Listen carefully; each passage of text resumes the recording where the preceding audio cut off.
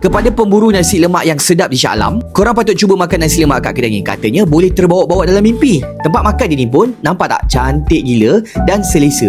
Siap boleh nampak tasik lagi daripada atas. Mana lagi kalau bukan dekat nasi lemak mimpi yang terletak di Lake Point Central Alam Impian Shah Alam. Kalau korang nak tahu, bulan puasa hari tu orang ramai sanggup beratur dalam hujan sebab nak beli nasi lemak mimpi ni. Sebabnya nasi lemak ni bukan je Melayu je datang singgah, tapi Cina, India pun suka makan dekat sini. So kalau dah macam-macam bangsa makan kat sini, confirm lah sedap kan. Bila kita orang tengok banyak jenis hidangan lauk pauk untuk dimakan dengan nasi lemak dia, seperti ayam goreng, ayam masam merah, rendang ayam, rendang daging, rendang kerang, sambal paru, sambal sotong, sambal telur puyuh dan macam-macam lagi. Rupanya kedai diorang ni bukan jual nasi lemak je, ada banyak lagi menu lain seperti ayam gepuk, bihun sup, fish and chip dan macam-macam lagi lah. Lepas tu katanya diorang juga buka order untuk catering. So ini semua makanan yang kita orang order. First ni adalah nasi lemak sambal paru. Sambal ini rasa manis-manis. Lepas tu paru dia pula ada crunchy gitu. Yang ni pula nasi lemak ayam goreng. Ayam dia kalau orang tengok besar kan. Beras yang diguna pun adalah beras basmati. So rasa dia tu lagi sedap. Yang ini pula nasi lemak rendang daging. Daging dia ni lembut je. Kuah rendang pun pekat tau.